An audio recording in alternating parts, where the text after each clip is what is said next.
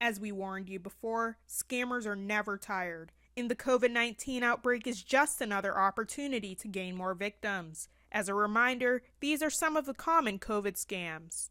What we're seeing is every old fraud scheme uh, repackaged with a new COVID-19 wrapper. Everything from people going door to door, selling fake test kits, to price gouging that we're seeing from individuals on Craigslist and some of the third-party sellers on Amazon and Walmart, and even, unfortunately, local retailers. We've seen scams for fake goods, fake N95 masks and PPE that people are desperate for. And so we've seen a lot of advanced payment scams where people say, I have this material in a warehouse, send me 40% of a down payment and I'll send that to you right away. Because our systems are so stretched and those things are so scarce, we've seen people, unfortunately, turn to that, and fraudsters take advantage of that.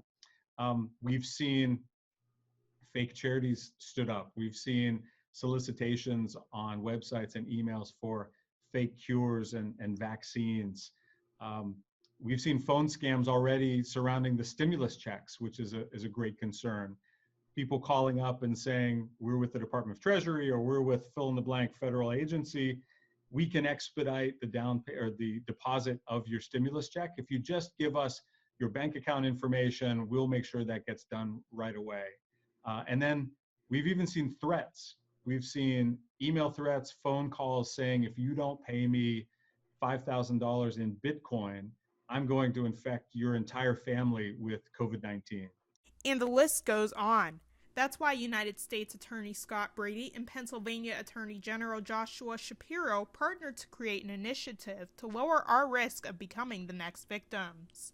He stood up the first joint U.S. Attorney's Office State AG task force in the country to combine the resources of federal and state prosecutors, investigators, and agencies to run down all of the scams that we were starting to see and which have exploded in the last month.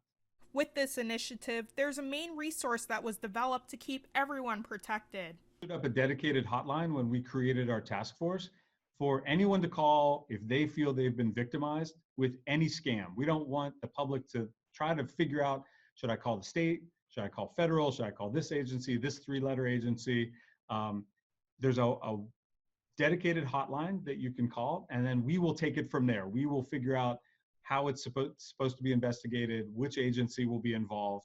The hotline number is 1-888-C19-WDPA, 1-888-C19, COVID-19, WDPA, Western District of Pennsylvania. And on our website, we also have some additional resources and email addresses. But if you call our hotline, someone will call you back. Here's what's been accomplished so far just from your feedback.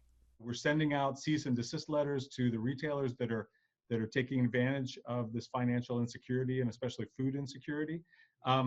We disrupted an email threat. Again, the threat I mentioned about someone trying to infect their family with COVID-19.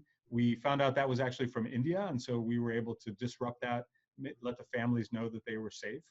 We shut a website down that was hosted in a German hosting provider, but a Ukrainian website that was offering a fake COVID-19 vaccines through a Canadian company. So we seized that website, we shut it down. Again, the idea to disrupt and protect the public.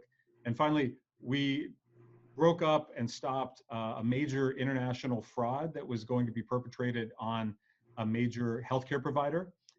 They were claiming to offer 39 million N95 masks made by 3M. Know that when it comes to reporting these scams, people are truly listening to you and want to help. Law enforcement's working hard every day, local, state, federal. We are all shoulder to shoulder to protect the public. But again, if you feel you've been victimized, please call us. That's why we're here. That's why we get up every day. And we want to do everything in our power to keep you safe. In addition, Brady wants to remind you that no one from the U.S. government or Treasury will ever call or send an email solicitation. Also, keep your antivirus systems up to date so hackers can't hack into your devices to gain information. Odessa Meredith, YourErie.com.